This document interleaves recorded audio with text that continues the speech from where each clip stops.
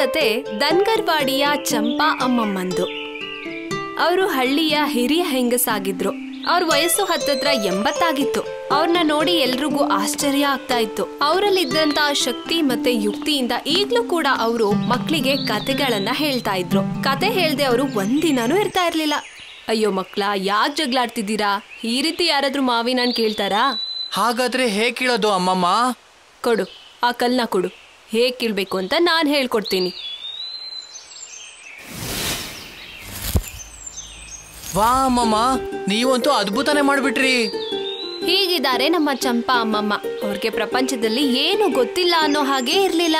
ಒಳ್ಳೆ ಮನೆ, ಮಗ, ಸೊಸೆ ಮತ್ತೆ ಊರಿನ ಜನರ ಗೌರವ ಎಲ್ಲ ಇತ್ತು. ಇದೆಲ್ಲದ್ರ ಮಧ್ಯೆ ಅವರಿಗೆ ಒಂದು ವಿಷಯ ತುಂಬಾನೇ ಇಷ್ಟ ಆಯ್ತು. ಅವ್ರ ಬಳಿ ಇದ್ದಂತ ಒಂದು ಹಳೆಯ ಛತ್ರಿ. ಅಣ್ಣ, ನೋಡಿದ್ರೆ ಎಲ್ಲ ವಸ್ತುಗಳನ್ನ? ಹಾ ಅಮ್ಮವ್ರೆ. ಸರಿ, ಎಷ್ಟು ರೂಪಾಯಿ ಆಗುತ್ತೆ ಇವಕ್ಕೆಲ್ಲ? ಇಷ್ಟಕ್ಕೆ 50 ರೂಪಾಯಿ ಆಯ್ತು ಅಮ್ಮವ್ರೆ. ಏನು, ಬರೀ 50 ರೂಪಾಯಾ? ಇಲ್ಲ ಇಲ್ಲ, 100 ರೂಪಾಯಿ ಕೊಡಿ. ಅಷ್ಟಾಗಲ್ಲ ಅಮ್ಮವ್ರೆ. ಸರಿ ಇರಿ, ತಗೊಳ್ಳಿ ಅಣ್ಣ. ಈಗ್ಲಾದ್ರೂ 100 ರೂಪಾಯಿ ಕೊಡಿ. ಈ ಛತ್ರಿ ತುಂಬಾ ಗಟ್ಟಿ ಮತ್ತೆ ಹಳೇದು. ಇಷ್ಟು ವರ್ಷ ಆಗಿದೆ, ಏನೂ ಆಗಿಲ್ಲ ಇದು. ಹೌದಾ? ತೋರಿಸಿ. ಅಯ್ಯೋ, ಏನಾಗ್ತಿದೆ ಇಲ್ಲಿ? ಅಮ್ಮ, ನೀವಿಲ್ಲೇನ್ ಮಾಡ್ತಿದ್ರಿ? ನಾನು ಏನ್ ಮಾಡ್ತಿದ್ನಾ? ನೀನೇನ್ ಮಾಡ್ತಿದೀಯಾ? ನಿಂಗೆ ಗೊತ್ತು ತಾನೆ ನಾನು ಈ ಛತ್ರಿನ ಎಷ್ಟು ಇಷ್ಟಪಡ್ತೀನಿ ಅಂತ. ಹೌದಮ್ಮ, ಆದರೆ ಇದು ತುಂಬ ಹಳೇದಾಗಿತ್ತಲ್ಲ, ಅದಕ್ಕೋಸ್ಕರ ನೀನು ಇದನ್ನ ಮಾರ್ತಿದ್ಯಾ ಅಲ್ವಾ? ಇಲ್ಲ, ನಾನು ಇದನ್ನು ಮಾರೋಕ್ಕೆ ಬಿಡೋದಿಲ್ಲ. ಆದರೆ ಅಮ್ಮ, ಛತ್ರಿ ಮಾರೋದನ್ನ ನೋಡಿ ಅಮ್ಮಮ್ಮಗೆ ತುಂಬ ಬೇಜಾರಾಯಿತು. ಆದರೆ ಎಲ್ರಿಗೂ ಇರೋ ಪ್ರಶ್ನೆ ಅಂದರೆ, ಈ ಸಾಮಾನ್ಯ ಛತ್ರಿಗೆ ಇವ್ರು ಯಾಕೆಷ್ಟೊಂದು ಪ್ರಾಮುಖ್ಯತೆ ಕೊಡ್ತಾ ಇದ್ದಾರೆ ಅಂತ. ನೇಹ ಮನಸ್ಸಲ್ಲೂ ಇದೇ ಥರ ಪ್ರಶ್ನೆಗಳು ಮೂಡ್ತು. ರಾಹುಲ್, ಒಂದ್ ಮಾತು ಕೇಳಲಾ? ಹಾ, ಕೇಳು.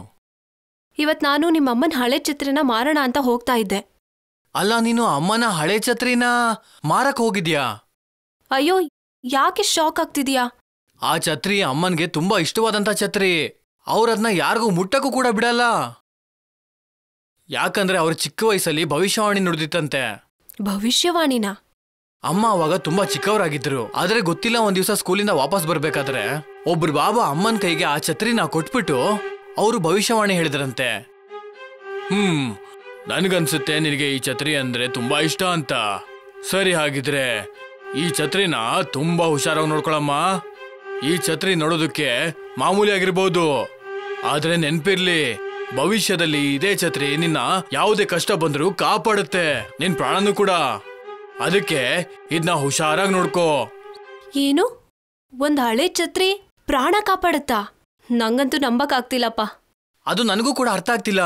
ಆದ್ರೆ ಅಮ್ಮ ಹೇಳಿದಾರೆ ಅಂದ್ಮೇಲೆ ನನ್ಗ ಅವ್ರ ಮನ್ಸನ್ನ ಬೇಜಾರ್ ಮಾಡಕ್ಕೆ ಇಷ್ಟ ಇಲ್ಲ. ಮತ್ ಅವ್ರು ನೊಂದ್ಕೊಳ್ಳೋ ಹಾಗೆ ನೀನು ಕೂಡ ಏನು ಮಾಡಕ್ ಹೋಗ್ಬೇಡ. ಸರಿ. ನೇಹಾಗೆ ಇದನ್ನೆಲ್ಲ ನಂಬಕ್ಕೆ ಆಗ್ಲಿಲ್ಲ. ಆದ್ರೆ ಅವಳಿಗೆ ಒಂದ್ ಅರ್ಥ ಆಯ್ತು, ಅದು ಅಮ್ಮಮ್ಮನ್ಗೆ ಬರೀ ಛತ್ರಿ ಅಲ್ಲ, ಅವರ ಹೃದಯದ ಒಂದು ಭಾಗ ಅಂತ.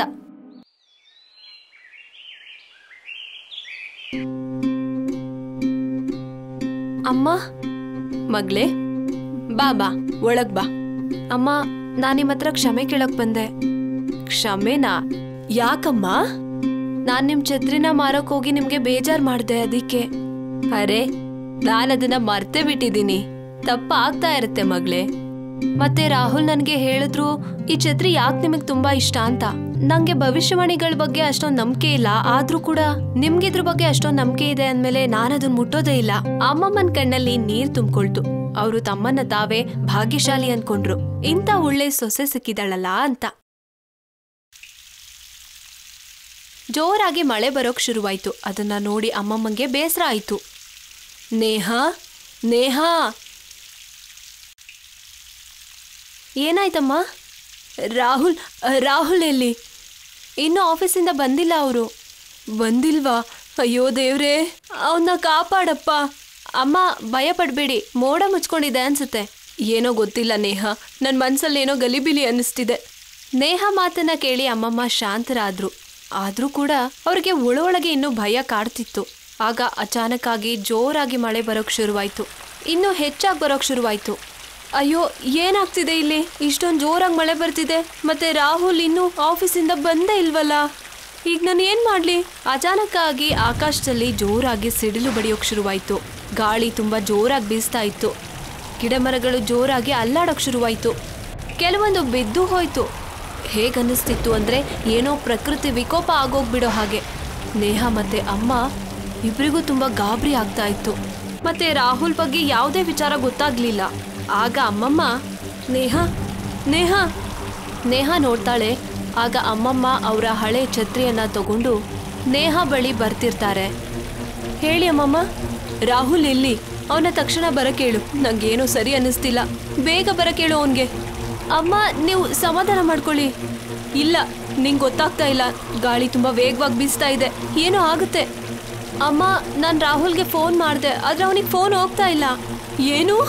ಅಯ್ಯೋ ದೇವ್ರೇ! ನೇಹಾ ಮಾತನ್ನ ಕೇಳಿ ಅಮ್ಮಮ್ಮಗೆ ಇನ್ನೂ ಹೆಚ್ಚಾಗಿ ಗಾಬರಿ ಆಯ್ತು. ಅವರಿಗೆ ಏನ್ ಮಾಡ್ಬೇಕು ಅಂತಾನೆ ಗೊತ್ತಾಗ್ಲಿಲ್ಲ. ಆಗ ಅವರ ಗಮನ ಕಿಟಕಿ ಮೇಲೆ ಬಿತ್ತು. ಅವ್ರು ನೋಡ್ತಾರೆ, ಆ ಊರಿನ ಸಮುದ್ರದ ನೀರು ಹೆಚ್ಚಾಗ್ತಾ ಇತ್ತು.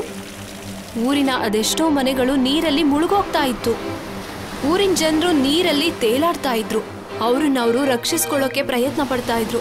ಆದ್ರೆ ಏನು ಉಪಯೋಗಕ್ಕೆ ಬರಲಿಲ್ಲ. ಆಗ ಒಂದು ದೊಡ್ಡ ನೀರಿನ ಅಲೆ ಅಮ್ಮಮ್ಮನ ಮನೆ ಕಡೆ ಬರ್ತಾ ಇತ್ತು. ಅದನ್ನ ನೋಡಿ ಅಮ್ಮಮ್ಮನ್ಗೆ ಇನ್ನೂ ಗಾಬರಿ ಆಯ್ತು. ನೇಹಾ, ಅಲ್ಲಿ ನೋಡು. ಇಲ್ಲ. ನೇಹಾ ಮತ್ತೆ ಅಮ್ಮಮ್ಮ ಓಡ್ಬೇಕು ಅಂತ ಅನ್ಕೊಂಡ್ರು.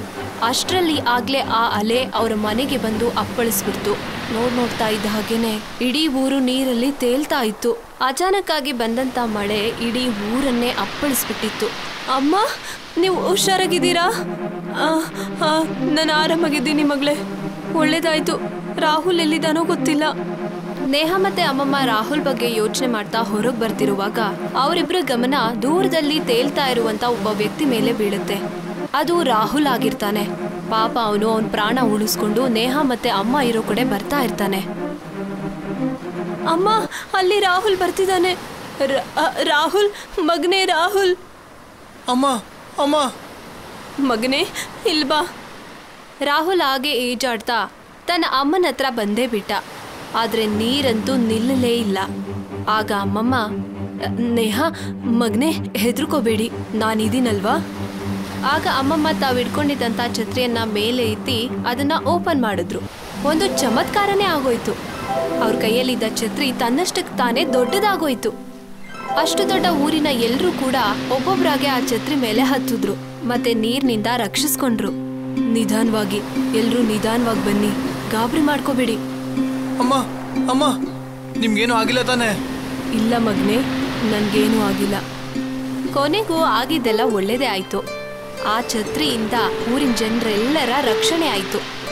ನೋಡಿದ್ಯಾ, ನಾನು ಹೇಳಿದೆ ತಾನೆ, ಕೊನೆಗೂ ಅಮ್ಮನ ಛತ್ರಿನೇ ನಮ್ನೆಲ್ಲ ಕಾಪಾಡ್ಬಿಡ್ತು. ಇದಾಗಿತ್ತು ದಂಗಲ್ವಾಡಿಯ ಅಮ್ಮಮ್ಮ ಮತ್ತವರ ಛತ್ರಿಯ ಕಥೆ.